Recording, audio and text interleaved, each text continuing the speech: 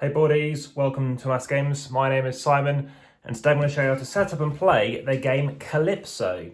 Now this game is on Board Game Arena and considering it uses 4 decks of cards and they all must be the exact same size, they can have different backs but they must all be the same size.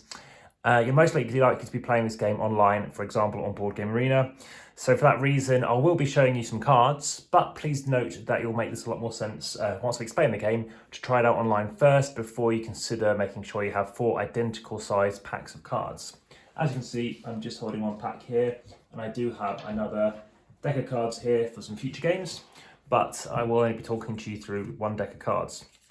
Now again, as I talk you through this video, please hit the like button, show me enjoying the content. Also hit the subscribe and notification bell to see all the new videos coming along. Lots of brand new modern board games and card games. In addition to checking out the comments, so I reply quickly. And finally, I'd like to tell you that we also have lots of other things coming along, such as please check out the description as well. So anything else, any goofs, please keep an eye on that as well. That's all unintentional. So this unusual partnership game, again, is for 4 players and 4 packs of cards. So you need 208 cards, invented by R.B. Wallace of Trinidad and introduced into Britain in 1953, an exact cross between whist and rummy. It combines all the best, basically, of both of those games, and it's pretty easy to learn, as you'll see. And it has this unusual idea of personal trumps, which I do quite like the idea of. Now, the cards, so as mentioned, it's 4 52 card packs shuffled together. Again, they don't have to be anything other than identical, but this size must be the same. Okay, so partners are also opposite each other, and each player is associated with a particular suit as follows. So in the north, you are going to be a spade, so you're going to be up here. And then if you are to the east, you are going to be a diamond. So if you're over here.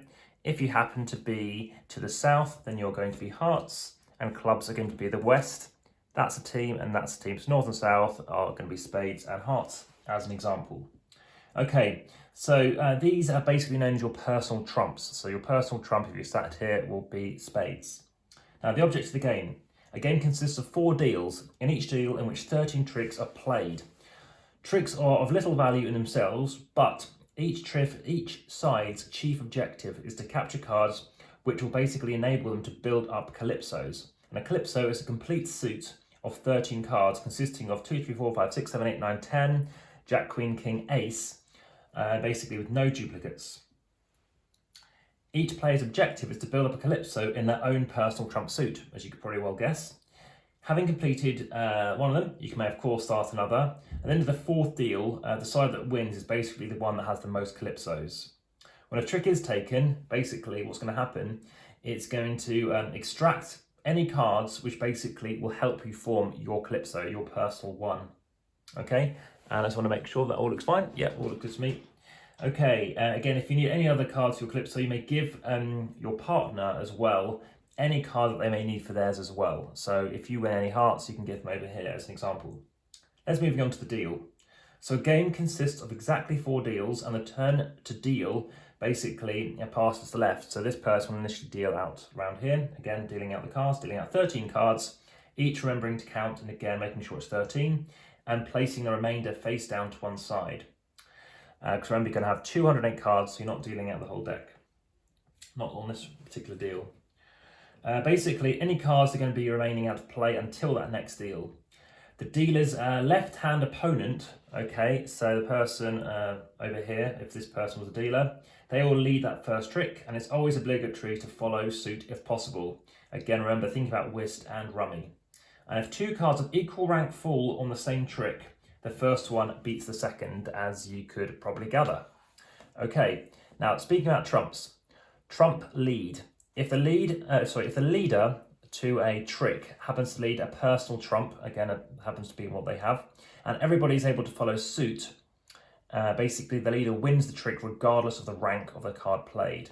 But if another cannot, for example, they may seek to win the trick by playing a higher ranked card from their personal trump suit. Or else, what they could choose to do is discard from another suit so they lose the trick, which is a classic thing to try and do as a strategy in rummy and in whist. In short, if a personal trump is leading the trick and is won by the highest ranking personal trump played to it, Please bear in mind that another may of course play a personal trump if they can't follow suit to the card led. Now let's talk about non-trump leads. So naturally the highest card in a trump will obviously win. If the card led does not belong to a player's personal trump suit, everybody and then everybody follows suit, the trick is won by the highest card played, as you can imagine, or the first card, again, if they're identical. As before, however, a player unable to follow suit may seek to win the trick by playing a card of their personal trump suit, or else may discard from another suit and lose the trick. In short, if a non-personal trump is leading that trick and is won by the highest card of that suit, led by the highest personal trick of any of the ones that are played. Speaking about one tricks, now, one being WON. The winner of a trick, before leading to the next, extracts from it again any cards needed to build their own or their partner's Calypso and turns the rest face down to a waste pile. Each partnership keeps a common waste pile which cannot be examined until the end of the whole game. Cards in it are not accessible for building Calypsos but will score to the credit of their winners. Let's talk about those Calypsos then. So each player builds their Calypso on the table before them, arranging the cards in an overlapping row and in proper sequence, from 2 at the low and to ace to the high. Only one Calypso per player may be progressed at any one time, and it may not contain duplicate cards, as we mentioned. If, therefore, a trick contains the duplicate of a card already present in their partially built Calypso, it can't be used but must be discarded. There is one exception to this rule, though. When a Calypso is completed, its owner stacks the card face up into a pile with the ace on top as Untitled starts another.